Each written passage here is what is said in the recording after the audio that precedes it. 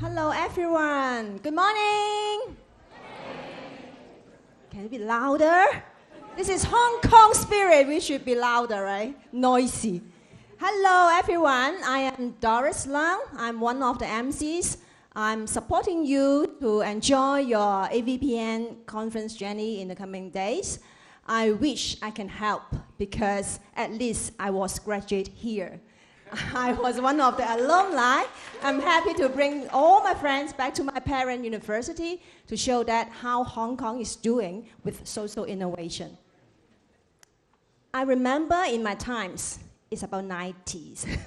In my time studying here, block sec is something impossible because at that time we have too many blocks already. We don't think we have extra area, then we can make extra blocks. But now, this is block Z.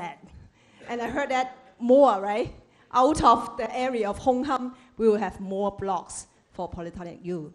So I think past these years, I think nothing is impossible in Hong Kong. We did make something very different, not only social innovation. So I hope in coming days, you will feel what we are doing and how we can do better with all the collaboration here. Yeah, thanks Doris for welcoming us to Hong Kong and to your alma mater. I'm very excited to be here from all the way from Singapore. And thank you AVPN, the organizers, for putting this together. This is my second time in Hong Kong, and what I always realize when I get here is how vibrant and full of energy and excitement the city is. And I think by looking around the faces today, the organizers have really been able to capture that spirit within the conference. So in the next 3 days, starting with the Members Day, you'll be able to meet all these wonderful people, and I was told today there's 450 members attending. So make sure that you're going to the conference programs and networking. And before we get kicked off for the program, I want to go over some housekeeping details. Number one, if you are in need of help or in need of guidance throughout the conference, please find people wearing red lanyards. They're the AVPN team and they'll be able to assist you. Secondly, please feel to check out the Knowledge Showcase, which is right outside the auditorium, where there are 3 publications by the AVPN team that covers capacity building, impact assessment, and social incubation. And right next to the Knowledge Showcase, there's 2 member booths by the China Charity Fair and Nexus Carbon for Development, so please feel to check out those member booths as well. And also, some housekeeping. We have the social media booth that you can find out there. And we have some pops that you can get it and then take some picture. And our hashtag is hashtag AVPN 2016, okay? Please make good use of our social media to broadcast what we are doing here and to tell people why we are here. And also, we have a very good in-house design. It's called Connector. Anyone use it? Yes. No, not too many. But you should use it because Connector is in-house designed by AVPN team. It's a very unique one that when you come here, you want to know as many as you can that the people you think you may work together with. You know, it is a very, very good platform for you to get to know them. You can send them message, you can talk to them. I got message already and I sent already. I will meet them. I never see them, but with a Connector, I can meet them here.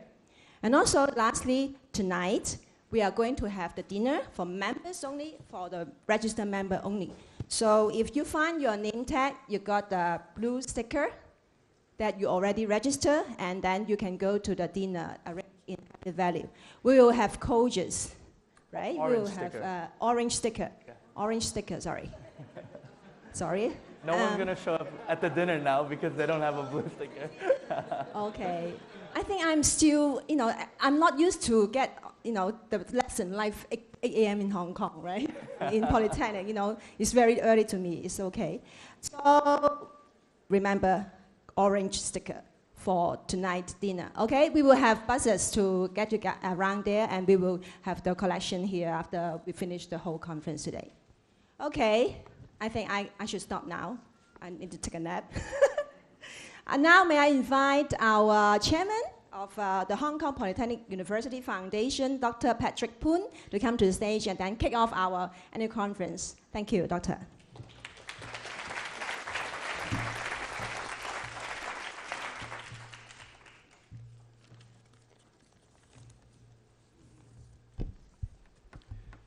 Distinguished members of AVPN, honorary guests, ladies and gentlemen, good morning.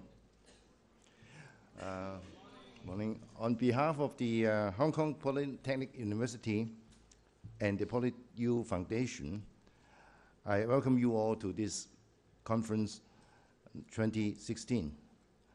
I'd like to extend my special welcome to all the speakers and members who travel a long way to this regional conference. The last 5-10 minutes is actually quite a long way to walk from the main campus. I hope you don't mind the weather, but it's better than raining, right? Okay, welcome to Hong Kong and to PolyU. It is a great honor for me to meet and address this group of distinguished social investment leaders and experts. I believe everyone here share the same belief and similar experience in steering social change through venture philanthropy. I'm sure that this conference would help to improve our strategies, make wiser investments if possible, form stronger partnerships, and most of all, maximize social impacts. I'm the chairman of the PolyU Foundation, but also own my own family office where my children did all the investments. And I'm only responsible to make the donations. Quite lucky, right? I told my children, you make all the money, and then I spend them all. But I'm very happy that actually I told them I will be making the best investment for the future of our own generation. I believe that best investment today, if you look at, you ask all the investment managers, well, I have a lot of investment experience myself, being an actuary and in insurance business, but I still believe the best returns are to invest in our future generation, in particular, the next generation. That will maximize the impact of our investments. By grooming future pillars and social leaders, we guarantee the future of mankind. And the maximum benefit, definitely, like my donations, are usually short-term. Make sure that the young ones today get the benefits, rather than a very long-term endowment. But of course, different donors will have the different needs and views and their aspirations to help. I believe, and also believe, that donations and helping to universities is one of the best ways to achieve this. In fact, university is a catalyst for social change through education and research. Take our PolyU as example. It has a very unique social responsibility model with the aim to nurture young minds with professional knowledge, but also a caring heart. And PolyU has changed its sort of core curriculum to include service learning, under which all undergraduates are required. They must do that before they can graduate, to enroll in service learning subjects, to use their knowledge and skills to serve people in need. It's not just community service. It is service using what they have just learned in the campus for execution to help this community while they are still studying. It is quite a unique model because it is a requirement for graduation. PolyU also places greater emphasis on applied research for the benefit of mankind. It has been an active driver behind the successful development of many groundbreaking new technologies that will help people's life and create greener environment. All these PolyU endeavors will be more fully explained by our President Tong tomorrow in his opening address. However, be it all-around education, applied research, or social innovation, all this require long-term investments of not only financial resources, but also human and intellectual capital. I believe the setting up of a foundation is a proactive approach to make sure that we have a sustaining structure to meet the needs of a university or any social enterprise. And I must talk about our foundation because as chairman of the PolyU Foundation and also my own foundation, I understand that through our foundation, we can rally the support of all like-minded philanthropists who care about the betterment of mankind and community. We can together channel resources and draw on the experience and expertise of the network of donors and supporters to advance the standard of learnings, researching, and innovations. I think the network AVPN is indeed a very important organization to do this endeavor. And also the foundation usually can win the trust of the members of society through its independence in, for example, investments and also its disbursements. They can make sure that donors can achieve what their donated purpose in whatever organization and projects they have donated. I appeal everyone who believes in empowering change through education to give our support to our education sector, whether just their own community, their own country, or other parts of the world. I'm confident that if we work hand in hand, many social problems that we are facing around the world can be solved. We can actually develop strategic approach, innovations to tackle these complicated or new issues. We can together mobilize resources to create positive and sustainable social impacts. This 3 days conference really offers an unique platform for philanthropists and our helpers and administrators to get acquainted, to share ideas, and to exchange insights. I'm very excited to see all of you here, the speakers and participants from different countries and sectors. We share our views together, and I think we can have many things to exchange. May I wish you to have a fruitful and rewarding conference in these few days. Thank you.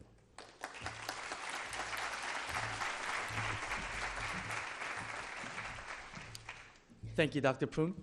Now I'd like to invite Naina Batra, CEO of AVPN, up on stage to give the welcoming address from AVPN. Since joining AVPN in 2013, Naina has helped grow AVPN to where it is today, which is the best network platform for venture philanthropists, investors, innovators, and practitioners. From being from Singapore, I've had the pleasure to speak to Naina and to work with the AVPN team in multiple occasions. And what I've come to understand about her is that she's truly dedicated to unlocking the power of venture philanthropy in order to have greater social impact in the world. Please welcome her on stage.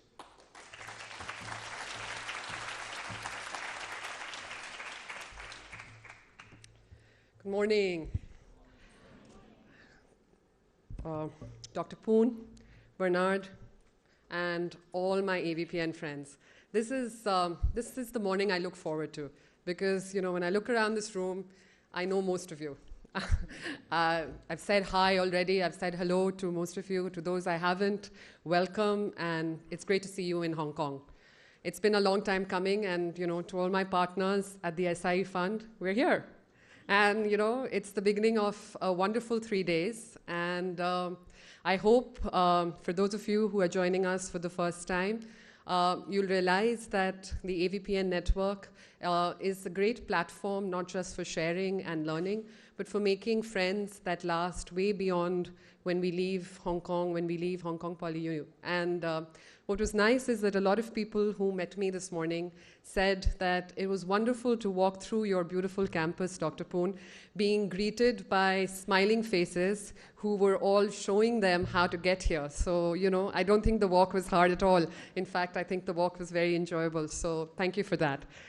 I'm just going to take a few minutes to talk to you about AVPN and, you know, to share with you in terms of where I feel we've gone with the network. But before I begin doing that, a lot of you will realize that we're missing Doug, our chair, and very much the heart and soul of AVPN.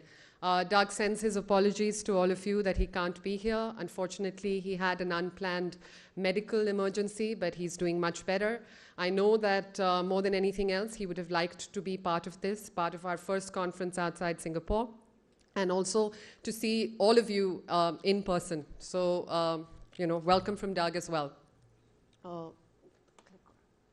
Okay. Yeah. That doesn't work. Okay, there we go. So, I think I like the picture on the slide a lot because I think this is where we are.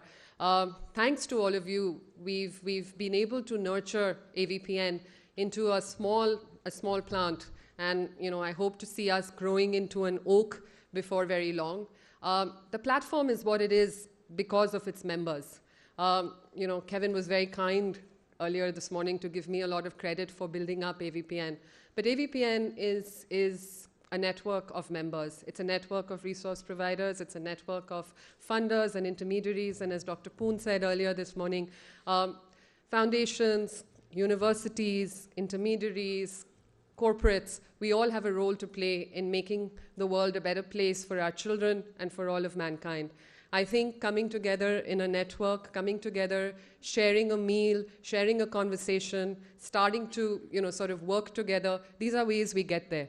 And AVPN helps us get there just because of all of you who come together, who make the effort to share, to be transparent about what you're doing, to be humble about learning from others. That's what makes us great, and that's why we do what we do.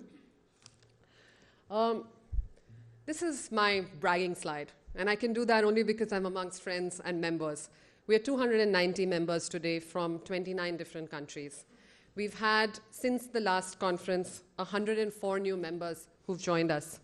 So, sorry, I went really fast. Oh, they haven't loaded up my wonderful logo slide. These are all our new members. So anyway, but we have 104 new members since the last conference. And for everyone who's here for the first time, welcome, a very warm welcome. For everyone who's here for multiple times, I would like you to take the responsibility to make our new friends feel welcome, feel a part of the community, and feel a part of the network.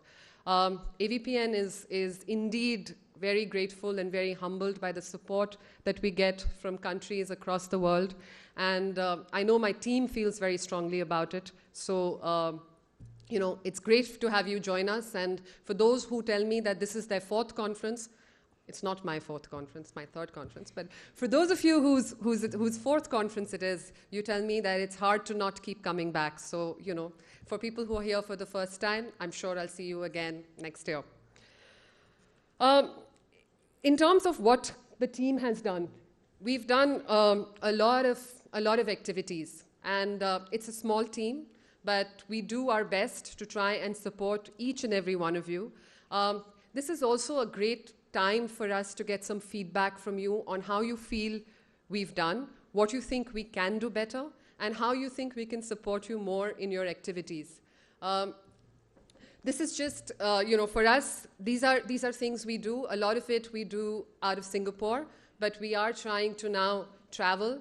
I know the team's been to Taiwan, we've been to India, we've tried to do a few things in Hong Kong, and you can see in the last 3 years how we've kind of grown exponentially, both not just in terms of members, but in terms of the services and the activities that we actually try and organize. The reason, again, for doing all these activities and services is to get all of you more engaged and more connected with each other. Because that's why you've joined AVPN, and we hope you can take benefit of the services that we offer. It's tough for us to know how we are doing or to gauge how we are doing unless we get feedback from you. So there are membership survey forms at the Knowledge Center. There will also be very nice people, I work with them, I know, trust me, who will come up to you with iPads and ask you to fill in a few questions. Please take the time to do that, because that will then help us become more impactful and help us become much more of partners to you, with you, and walk together to try and sort of deepen social impact.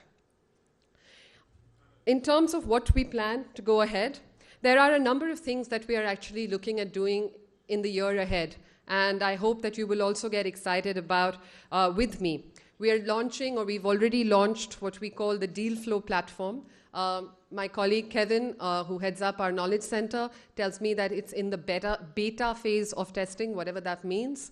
So that we have a number of deals and organizations that are already up there. So take a look, log in and see. There are very interesting organizations. This is a lot of what we've been doing as part of the investment showcase in our conferences. But what we've tried to do now is actually put it on a platform where you can find organizations, you can find projects that our members have actually invested in and are interested in finding a partner, a collaborator, a co-funder.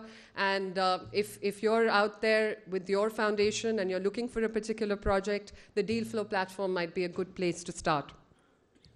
We're also growing across Asia, adding in members from across the region. We're looking at a lot of knowledge dissemination as part of what we do. Very proud of the 3 reports the Knowledge Center has produced. A lot of these reports showcase the activities of all of you. We have 24 case studies that are represented of our members in these primers. One is on capacity building, one is on impact assessment, and we've done a preview on social incubation practices across Asia. We are an Asian network, and there is a lot of very, very good, very, very interesting, very groundbreaking, path-breaking stuff that's happening in Asia. And one of the things that I think we at AVPN feel very proud about doing is sharing Asian stories, sharing Asian role models, and sharing challenges that we face as a group in Asia with each other. So I hope you get a time to pick up these primers, go through them, and again, if you feel that there's a model that you're using or an organization that you know of that you think we should feature in next year's primer, please do tell us, because we do take suggestions into account. We're also launching what we call the Asia Policy Dialogue at this conference. It's our attempt to engage with government to try and see how policymakers can look at policies that actually enable social investment and social entrepreneurship and social innovation. Finally, we are looking at increased corporate engagement and trying to work a lot more with corporates, because we find that that's a group of members that is increasing. So, keep posted to see what we're doing. You'll have seen the booths, and both Doris and Kevin have mentioned them. The Knowledge Center booth is a great place to go chat, have a cup of coffee, and meet people from our Knowledge Center. So, take advantage of that. This is what the Deal Flow platform looks like. Get on there. These are what the primers look like. I never stick to the slides. It's hard for me to talk to slides. But, so I'm going to move ahead. Finally, one thing I would like you to do is we have a social media booth, which is quite close to the registration counter. And we have some funky pictures that you can, props that you can use and take pictures. But please go ahead, take a picture if we haven't forced you to do one already, and then tweet, blog, Facebook, LinkedIn, WeChat about it. And, let's get this conference and AVPN to be a trending topic. Once again, welcome. I'm very, very, very excited about the lineup of speakers that we have and the panels that we have in store for you. And I hope you have a lot of fun. Once again, if you're new to the network, just look at your neighbor, say hi. We're a friendly group of people. We like meeting new people, I can assure you. And enjoy. Have a fun time. And I'm here for the next 3 days. Stop me and let's chat. Welcome. Thank you, Nana. I'm not going to go there. Thank you very much. Actually, personally, I'm very excited and very honored to greet you all to come to Hong Kong and join our conference. Because in the past about 10 years, Hong Kong is really, we are doing very, very hard work, so much hard work to make the social innovation happen, sustain with cross-sector collaboration. It's my tough journey too. One of our great visionary supporters is Mr. Bernard Chen, a deputy to the National People's Congress of China, non-executive member of Hong Kong's Executive Council, assisting our chief executive on policy making. And Bernard is well known in Hong Kong with his active leadership, blending business with social services, which is very exciting. And he is actually one of our pioneering venture philanthropy supporters. So welcome, Bernard, on stage. Thank you for your support to us for many years. Thank you, Doris. Good morning. As your speaker for the next 30 minutes, my primary job is to make sure you stay awake and stay engaged. And that's tough because I don't even know who you are. So first, let me just ask you where you're from. Apart from this Hong Kong, I will ask you last. Are you where about? Just now you were showing the demographics. How many here are from Southeast Asia? That's quite a majority here. Well, I see there's a connection with you because my family is from Thailand, although, of course, we're Chinese, but predominantly my family members are based in Bangkok, and my wife's from Singapore, and my businesses are all over Southeast Asia, so I see the connection there. North Asia? Do you know what North Asia stands for? East Asia? Okay, I got it. In other words, there is no such thing called North Asia. It's East Asia, all right. And Europe? Anyone from Europe? All right. North America? All right. So have I covered pretty much everywhere except for those of us? Africa, sorry. Africa? I got to make sure thematically I'm correct. Huh? Australia? Oceanic? All right, all right. And the rest of you are from Hong Kong? From Hong Kong? See, this is the problem. For the next 30 minutes, for those especially in the front row, it seems like they're all those from Hong Kong. Why are you all in the front row from Hong Kong? We should let our guests sit in the front. But anyway, for those from Hong Kong, they'll be bored to death for the next 30 minutes because I'm sure they hear this story many times. But for those of you from outside of Hong Kong, so let me just give you a little bit who I am and how do I get to where I am today. First, Doris is kind to introduce me as a politician. So I am a politician. I am a member of the cabinet of Hong Kong, also a Congress member in China. But it doesn't mean anything at all, right? So, but I'm also in business. In fact, that is what the system in Hong Kong is very unique. You can be in business as well as in politics. But I'm not a full-time politician. If I'm a full-time politician here, I won't be talking to you because the proper protocol will be very different. But because I'm also in business, I manage a company. We are in financial services, banking, insurance, healthcare, and the business are predominantly owned by my family, so extended families. So I can speak as a philanthropist, as well as in business, as well as a politician. So the story I want to tell you is what happened to me back in year 2000. Pretty much a year or so after I entered into politics. That was a year after Hong Kong's return to China. So politics to many of us in Hong Kong are very new, especially me. I'm sure I speak for many of us from Hong Kong. Now, of course, 20 years later, next year celebrate Hong Kong's 20 years return to China. So the last 20 years or 19 years have seen many changes. But the first time, back in 2000, I entered into politics, and of course I entered into politics as a businessman. So my main focus is how to maintain Hong Kong's strength in business, because under the colonial times, that's what we do best, in business.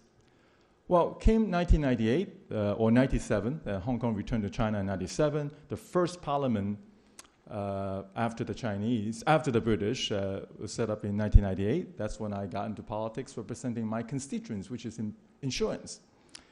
Guess what happened? What happened to Hong Kong in 1997, 1998? Actually, what happened to Asia? What happened? If you're from Asia, you should know. Financial crisis. the first Asian financial crisis. So Hong Kong is no different from our partners and peers in the region, although we actually done pretty okay considering back in where my family is, where most of my family members are located in Bangkok. We were the first to get impacted. The Thai baht was devalued by 50% overnight. And then, of course, there's a spiral effect afterwards.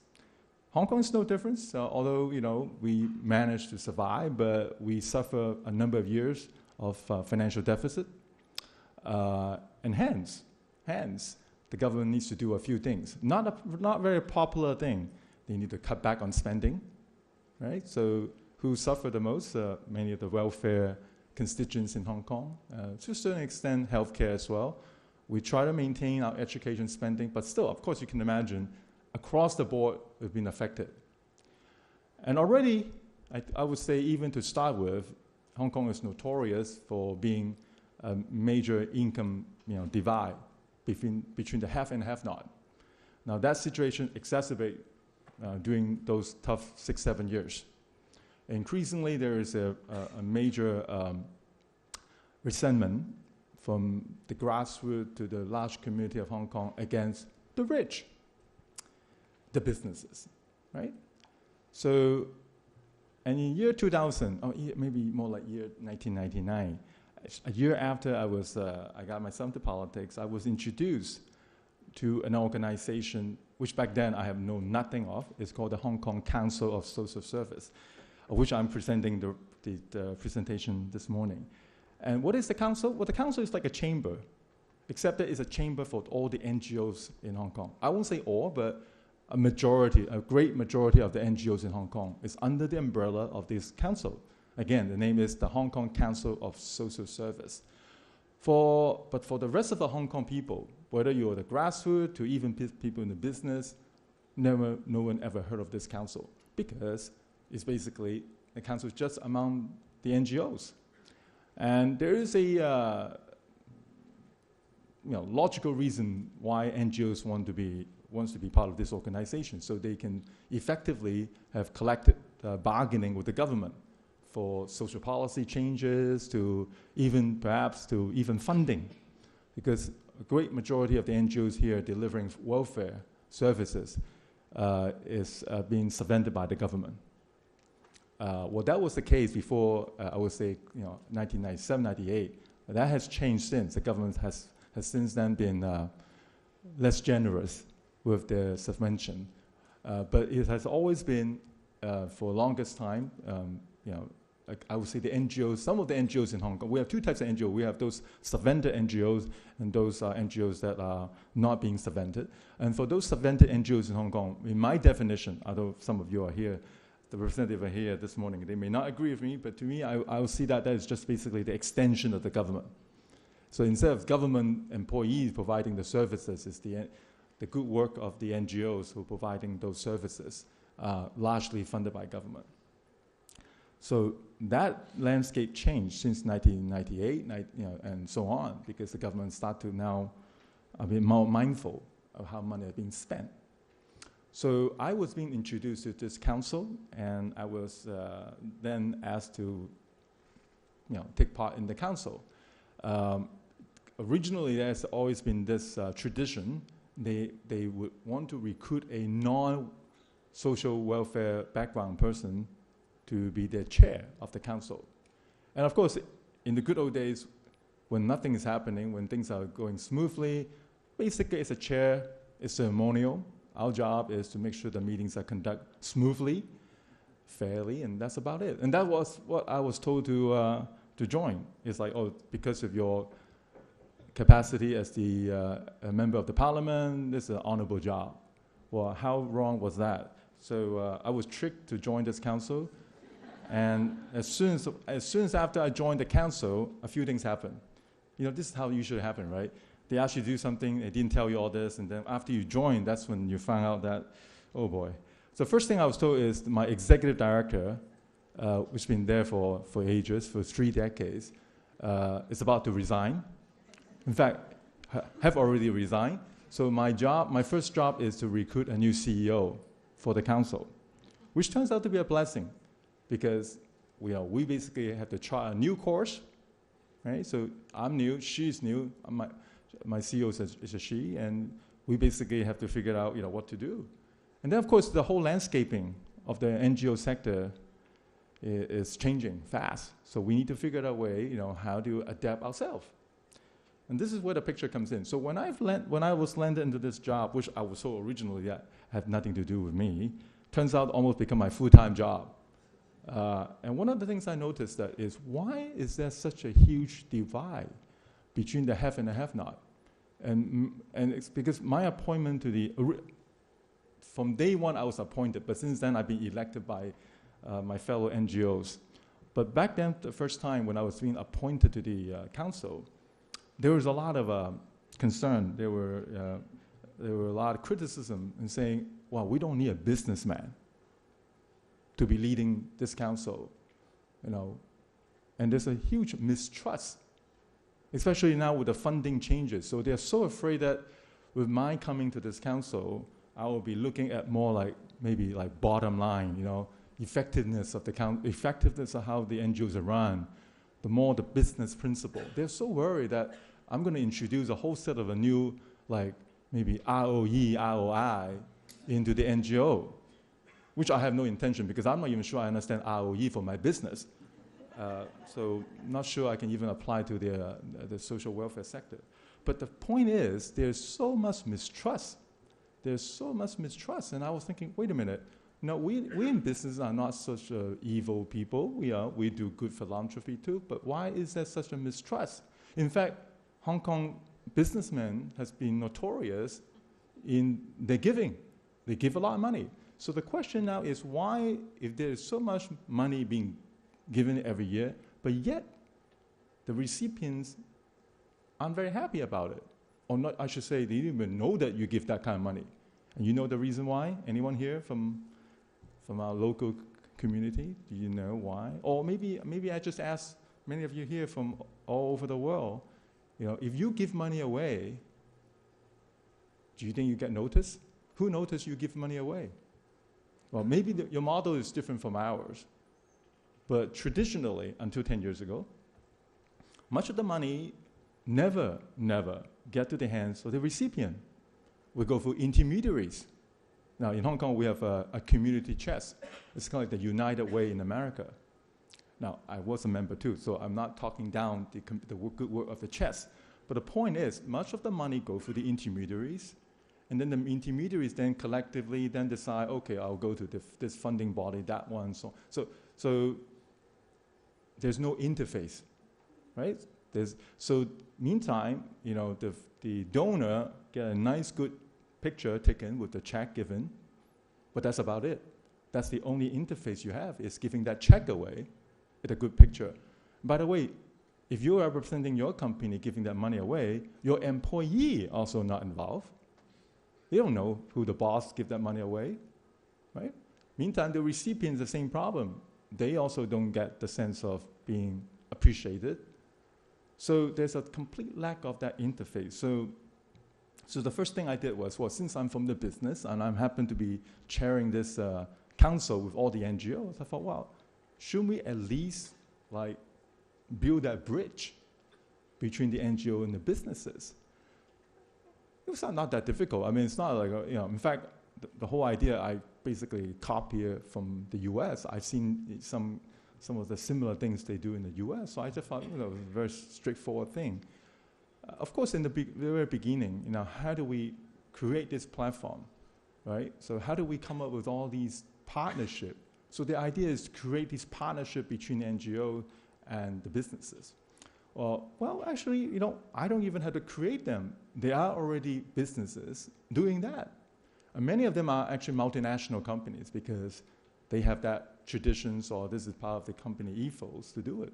So my idea was, why don't we just showcases these companies of the great deed they do?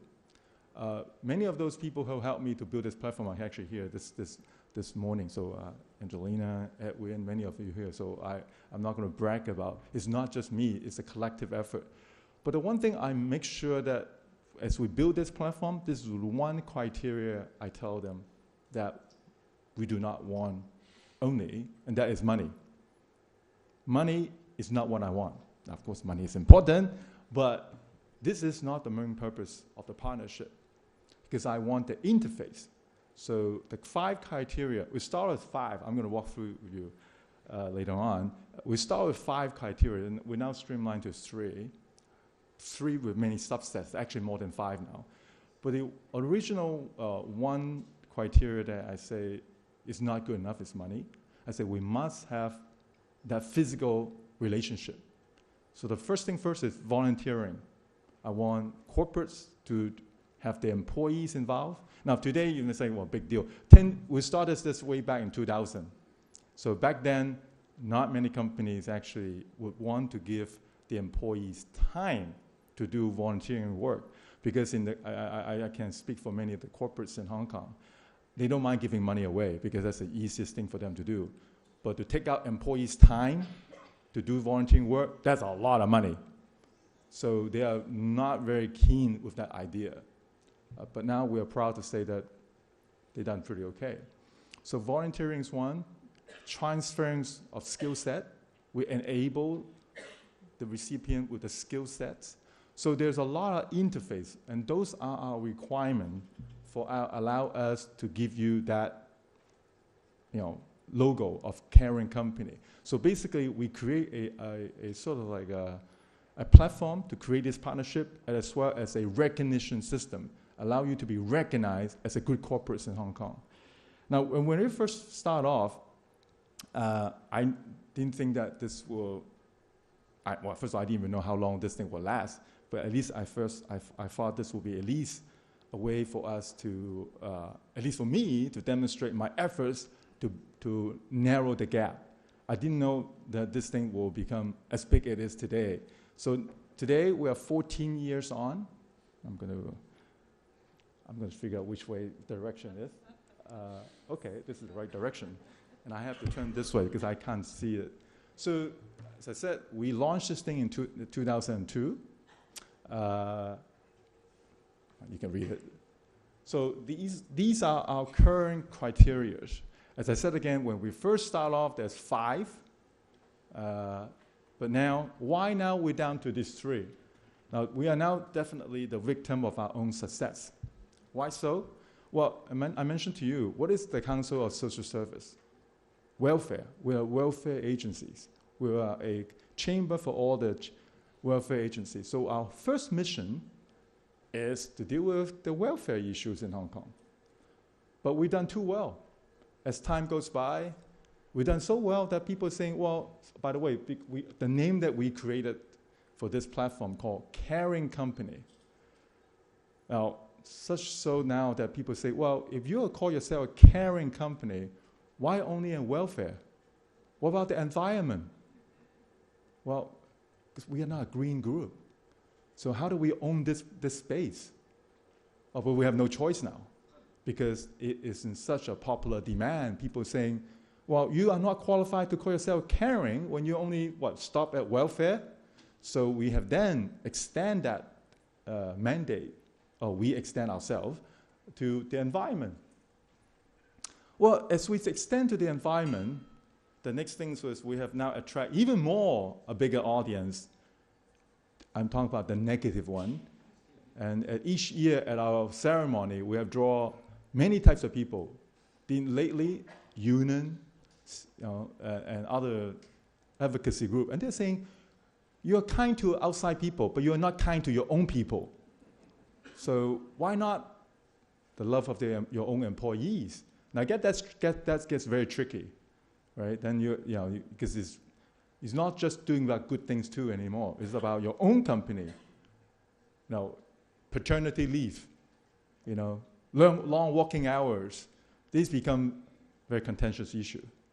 So it's increasingly getting very difficult to manage. And by the way, there's another thing that before I move on to this, people start saying is, we have a very low entry level. The bar is very simple. You just have to meet these, not all, but by the way, you are not asked to meet all the requirements. You got to meet at least one of the requirements within the 3 categories. We're not asking you to meet all. If you meet all, you are the probably the best company ever. But the trouble is, the people are saying, well, why you have such a low bar? You know, why don't you raise the bar? We want higher and higher expectation.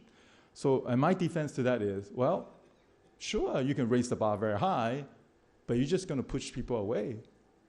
So my idea is you set a bar low, you get them on board, and once they're in, then we help them through this process in uplifting them, right? Because by the way, this is all volunteering, right? They volunteer to join. No one is forcing them to join. I cannot dictate them to join. So the first thing I want is for them to come on.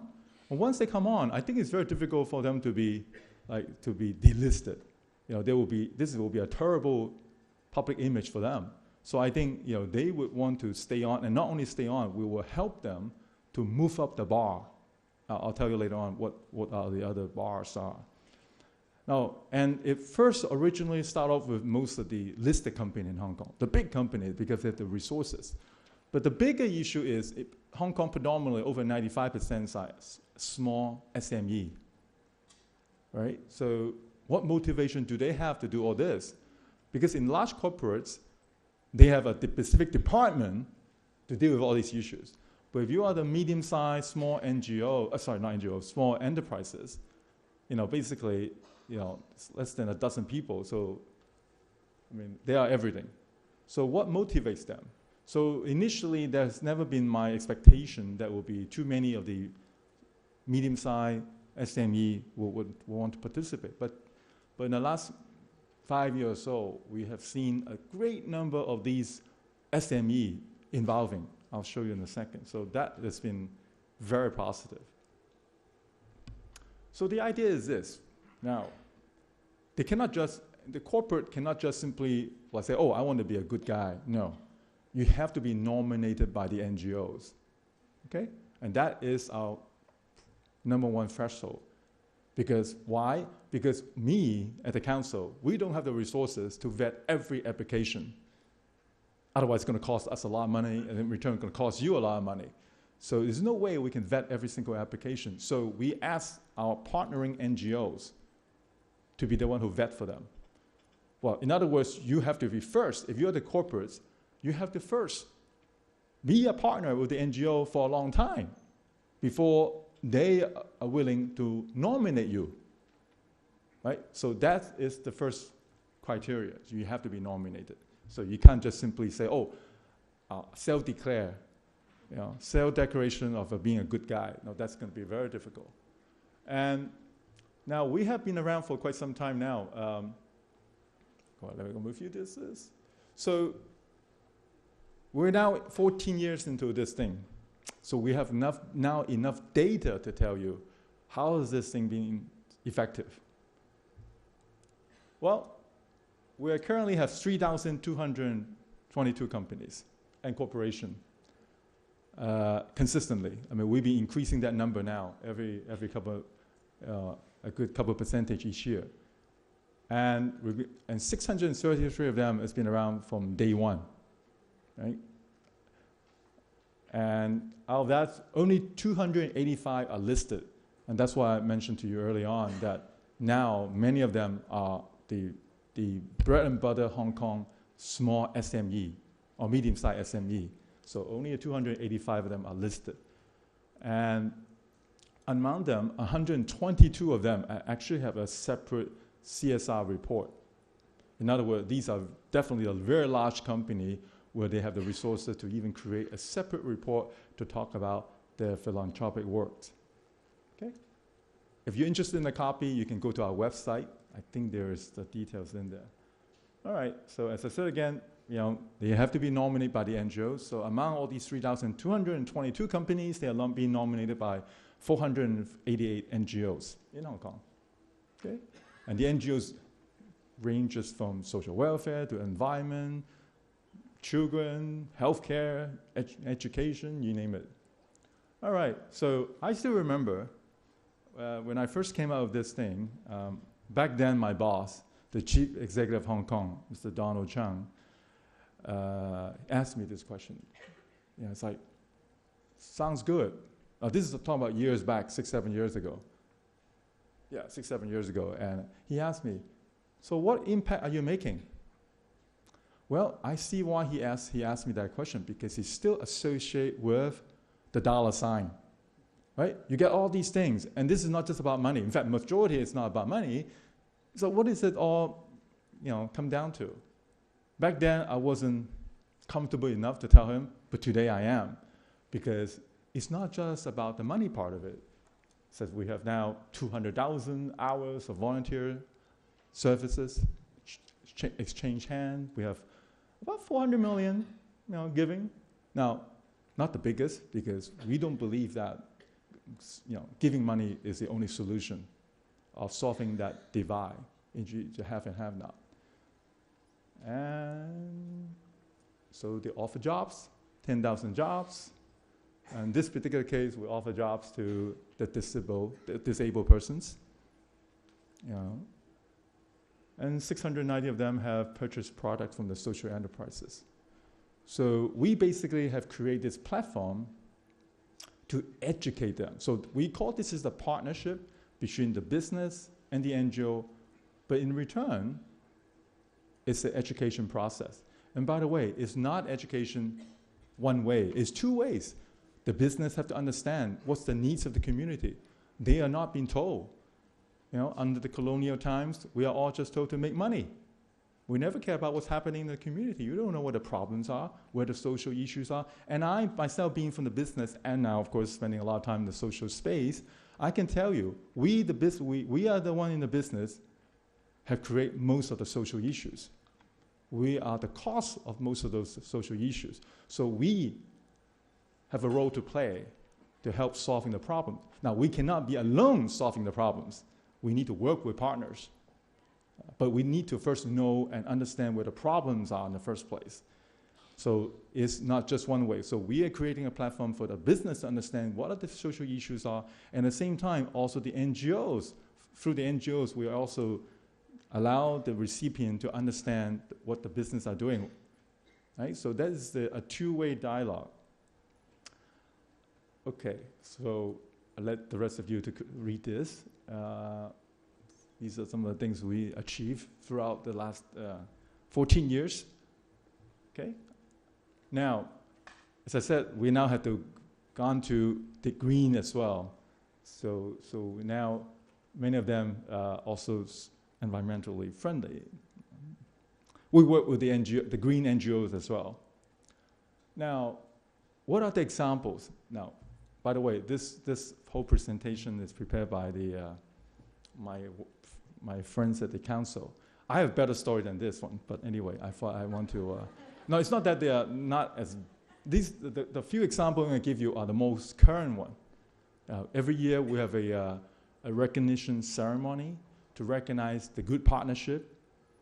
That's what we want to motivate. We want to motivate companies to come up with creative types of partnership, and we awarded them with this recognition. So I'm going to explain this in a second. But I want to tell you one example. I always find it is easy to understand, at least for me. For some reason, that one never get a recognition. It get recognized by me, but not recognized by everyone else. Maybe I'm wrong.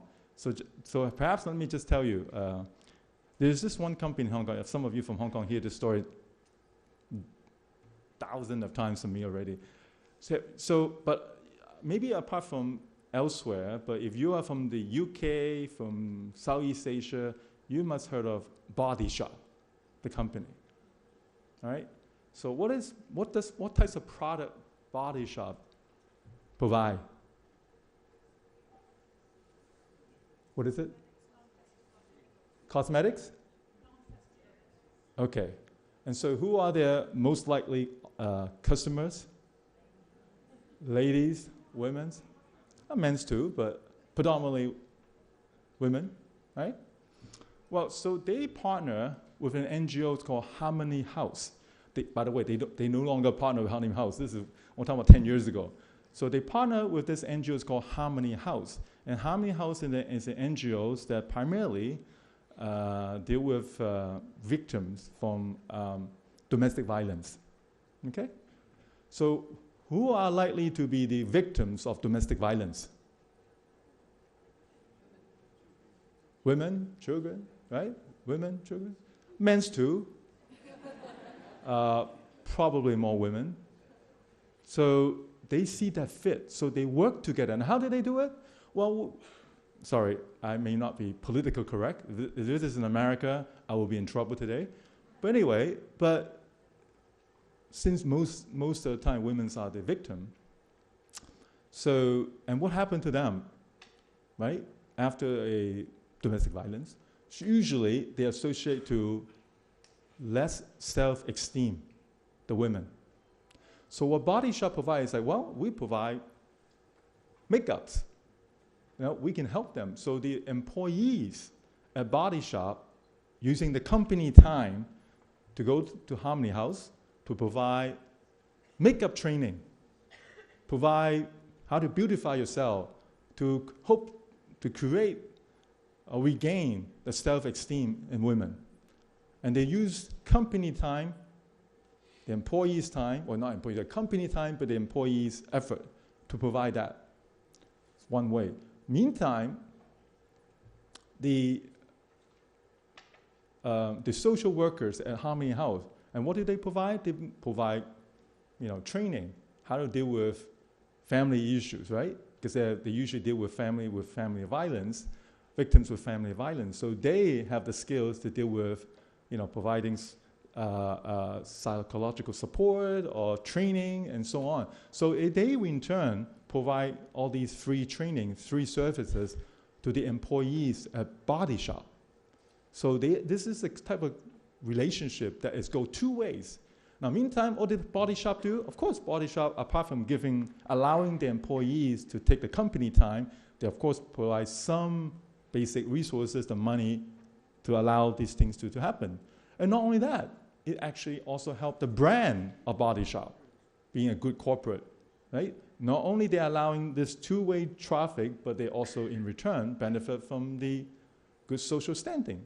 Now, how much actual money is involved is, to me, is insignificant, but what they're creating is the love that goes both ways. So I still love this story, because why I use this story a lot is, this is my way of telling my other friends in the business, it does not take a lot of money. It doesn't cost you a lot of money. Because when I go to them and tell them about how you can be good to society, many of them, first thing first is like, oh boy, how much is it going to cost me? And I said, of course it's going to cost you, but it's not as big as you think. And some of the returns are intangible. And I think my pitch is being okay, because we have now 3,000 companies. Now, so these three companies, these three partnerships are the most current one that has been recognized by us as the outstanding partnership programs project for the last year. The first one is, some of you may not know, we have increasingly sizable ethnic minorities in Hong Kong. And these ethnic minorities are usually come from South Asia. And they've been here, actually some of them have been here now generations, 2 or 3 generations. But since many of them are not capable or not fluent in the local language, in our Hong Kong Chinese or Cantonese dialect, they can actually, a lot of them, the younger generation, they can speak very well, but they lack the proficiency to pass the local Chinese exam. And without passing that Chinese exam, they couldn't get a job in the government, right? So, and that's hence, many of these ethnic minorities in Hong Kong tends to be, in the very, very low income strata of the community. So this partnership came with the Hong Kong police, together with NGOs, Caritas, the Catholic NGOs in Hong Kong, and the Kowloon Chamber of Commerce, the business chamber. So the 3 of them join forces together and provide trainings, right? So they provide trainings, and these are just the demographics to show you where our ethnic minorities comes from, and so on and so on. And as I said here, they could have a hard time finding jobs in Hong Kong. Okay, I'll move. I've been reminded I only have 2 minutes left. I'm going to wrap this up very quickly. So here we are, the ethnic minorities. So they've been helping them to improve their Chinese, giving the skill set, and job training as well. So what it enable them is easier access for these ethnic minorities to when they reach employment stages, they can simulate back to the community, whether you go to the business world or you go to work for the government. Not only that, it also actually, if you look at the last sentence here, well, through this whole engagement, the police forces and other authorities in Hong Kong also recognize that they have to adjust their entry requirements in order to capture this part of the community. Because back then, the threshold is the same for everyone. So they have to make certain adjustment to include them. Well, they have no choice to be inclusive as well. If you have such a big increasing size of the ethnic minorities, you want to hire people in your force that know how to deal with this group of your constituents as well. So there is a genuine need for change. And so through this partnership, they allow this dialogue. The next one I want to talk about here is a company in Hong Kong called Town Gas. They're the exclusive provider for the gas into the homes, cooking gas to natural gas. This is our only provider. So they partner with an NGOs in Hong Kong, and basically is the helping social enterprises. So I'll let you read it. I'm going to speed through it now because I'm being reminded we've got less than 1 minute left. And so they come up with, because this gas company, apart from providing gas, they also actually teach people how to cook. They teach people how to cook. They come up with menus. So they partner with this social enterprise. This social enterprise actually make home-style cooking and disseminate to families. So what happened is they provide a cookbook, provide a menu, and also because this company is also belong to a very large conglomerate, so the large conglomerate help them, enable them to disseminate these informations to the housing units in Hong Kong. So there's so many other ways you can partner. This one is easier. Deloitte, the accounting firm, work with another NGOs to provide, again, this is for students, provide them the necessary know-how, how to prepare themselves for jobs. Not just jobs, but giving them the motivation, because they don't. There's many of the these young people may not equip and how to deal with the business world, how to equip themselves, how to do interviews. Interviews these days are not easy. So through the Deloitte partners, they help them to better prepare for themselves, and so on. So and they take them out, to the workplace to show them what's the real work is going to be like. So this is basically somewhat I said. When we first came out with this thing back in 2000, I never envisaged that it will be gone as big as it is today. Today, if you are from a corporate and if you don't have our logo, it really tells you something. So now this is basically a must to have our logo. But that's just the first step, right? Because having our logo is just a bare minimum. And our job is to not only just give you that logo, just for you to tell the whole world that, oh, I'm a good guy. Not only that, because now you have that logo, that's a liability you carry for a long time. So I often been challenged by some of the more aggressive NGO and saying, so what? You have this logo. They're still evil. Business is still evil. I say, I don't necessarily disagree because some corporates are evils, but the fact that now they own this thing, they are even more so now accountable. I'd rather they join us and don't join us. If they join us, they are now being held accountable because every year there's a best set of benchmark that we look at them. And I don't need to be the one who judge them. You can all judge them whether they meet these requirements or not. Now, they may meet a bare minimum, but I'm sure every one of you can challenge and say, well, you are a $1 billion company. Why are you only doing the same level as a small, medium-sized SME? So this is a much easier way to monitor them. I'll let every one of you here, the society, to decide whether they're good or they're not good enough. So this platform enabled them to do so. So at least that was my defense. Because if I set the bar too high and no one bothered to come, so what's the point?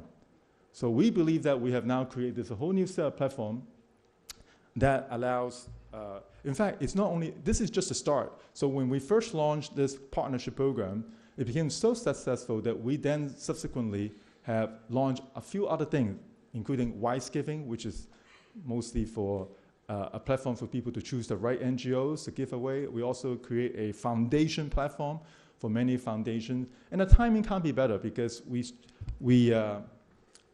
for the last 12, 15 years in Hong Kong, you have seen a great number of social enterprises came up, and the whole society, I would say the value of the corporates has also changed. You know, people are looking at not just at ROE. Seriously, come back to ROE. People look beyond ROE, and I think it had to do with the younger generations too. Younger generations now, they say, well, you know, our mission is not just to increase a certain more percentage points of return. We also want to do good to the society. So people are now actively looking for projects to kickstart, also looking for projects to invest. So I see the last 10, 15 years being an amazing journey for Hong Kong.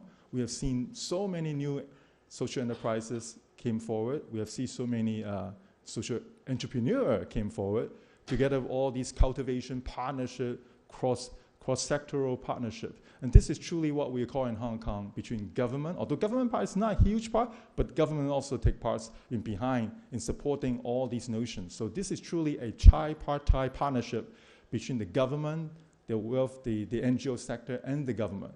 But none of this can happen without the people behind it. So I'm really proud to say that,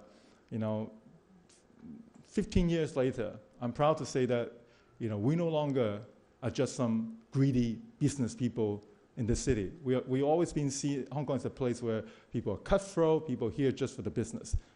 Yes, we do. But I think we also have a very large group of Hong Kong people, including in the business, who also care about our community, about our society, because we live in the city together. Things are not going to go away. I mentioned earlier the social issues that we are part of the problem. It's not going away. We have to embrace them. So we have to come up with solutions, and I hope through today's sharings, we can learn from each other. And I'm sure we have a lot more we can learn from you, and we hope you can also have some take-home value today. If there is a questionnaire on the speaker, please give me a little good mark. So thank you.